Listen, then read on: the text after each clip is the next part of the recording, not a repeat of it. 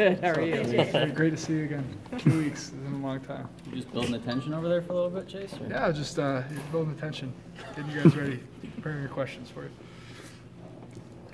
Any good bread lately? Any good bread? Not as good as I'd like. I think we obviously we lost the Michigan State game. That's not the type of bread you want to eat. That's the worst kind of bread, in fact. But the bread that replaces it and the stuff that you need to eat to get the taste out of your mouth is a win, and we got that with Indiana. So. How much does this win mean to you being a Pennsylvania native? This one's huge. This is a pivotal game for my career, for the team as a whole, for our season, for the history of Michigan, the future of Michigan football. I think there's a lot riding on this game, and I don't think that's a surprise to anybody. So. Why is it so pivotal? It's for which aspect? I named like 5 things. Start with the top for this year, I guess. For as in the season? Yeah. It's pivotal for the season because they won the Big Ten championship last year, and they're a great football team. They're number 2 in the country.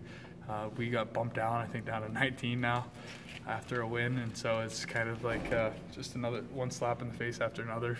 Getting, we're 11-point underdogs. I don't think we've only been beaten in Harbaugh era one time by more than 5 points, right? I think it was Ohio State. But it just one thing after another. It's just a big thing we got to prove to our to ourselves and to the world. And for the season, if we lose this one, I mean, it's tough to win the Big Ten with 2 losses. So, do you feel like a loss would kind of put you guys away from the perception of being an elite team that you've had for the past few years? I try not to deal too much with perceptions because everyone has their own opinions and their own perception of stuff.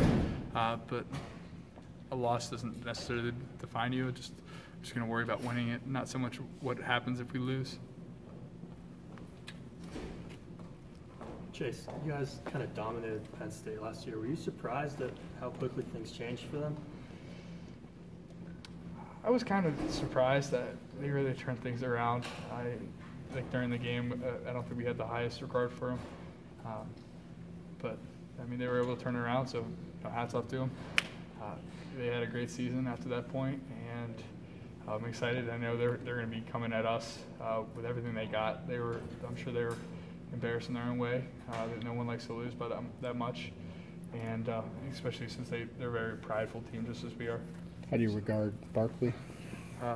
Everyone keeps it, our media guys ask me about that too. I mean, he's obviously a great player, but he's a great player on a great team. Not like he's the only good person on that offense, and so we're gonna key them all. We're not just gonna from my perception of how we're handling things. I don't think we're just keying on any particular person. We're prepared for all of them, prepared for everybody that might come into the game. So we're not taking any risks. Chase, how many of those guys do you know over there? I know a couple. Sterling Jenkins, I actually had over my house when he was a recruit. He came over, we went swimming and stuff, and I was trying to get him to come to Michigan, and he's an offensive lineman on their team. Lamont Wade, he's actually shares the same zip code as me. There's a running back from Woody High. There's a bunch of Pittsburgh kids on the team. There's their starting safety of Troy Apke, I believe.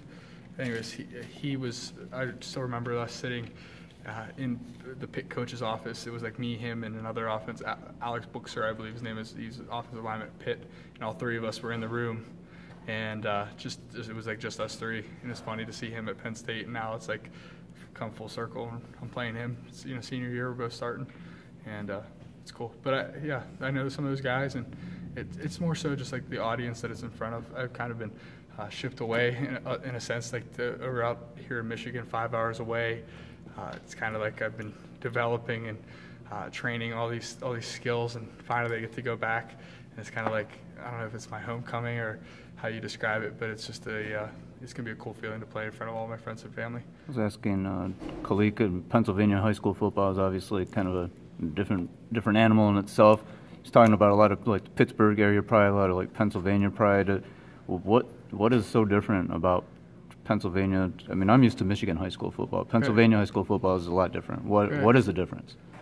I mean, obviously I'm a little biased because I'm from Pittsburgh, but I just don't think there's anything that rivals Pittsburgh high school football. just the grittiness of it and just how much we care about it and just the passion and those Friday Night Lights, I think, from my perspective, are unrivaled. You lost the battery, I think. might not work without that. Does this defense, a couple of the guys that come in and talked about this big stage, does this defense kind of relish the big stage? Yeah, we relish any stage. You put us out there, it doesn't have to be Penn State, but if it's Penn State, it happens to be where it's at, and we relish it. We try to relish success. I think that's like ultimately the goal is to win and play great football. But this is a number 2 team. It's a night game, whiteout. It's game is day is going to be there. Yeah, it's a big deal, but just at the end of the day, I talk about this a lot. Like, I had some people ask me about 85 plays or whatever in the game, and it's just like at the end of the day, we got a job to do. It doesn't matter what the stage is, how bright the lights are, what color jersey they're wearing. None of that matters to us. It's just a matter of going out there and getting after them every single play, and that's what we're gonna do. Did it bother you guys moving down 2 spots and 8 people? Yeah, I was gonna tweet something out about that, but I decided to just rein it back in and not do that. Nothing crazy. It was just been laugh out loud. It's just funny to me that we could win, and still move down. I'm just curious how often that happens. So if anybody comes up with numbers for that, Nick's probably pretty good at that stuff. But me? Yeah. I feel like it's a good it's probably tweet. happened before, but yeah. So you win and then you move down, especially with how many things happened over college football the past 2 weeks.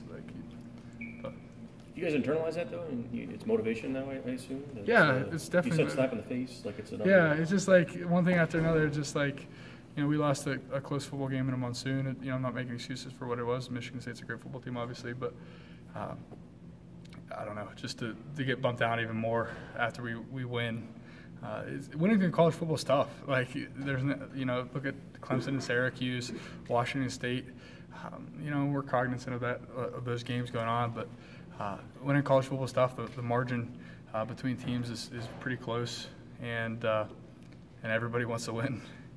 So especially when you have outside elements like the monsoon and stuff that you really can't account for, you can't simulate that in practice. So it's stuff happens, and sometimes you lose, and sometimes you win, sometimes you learn, and we learned, and we're hungrier than ever.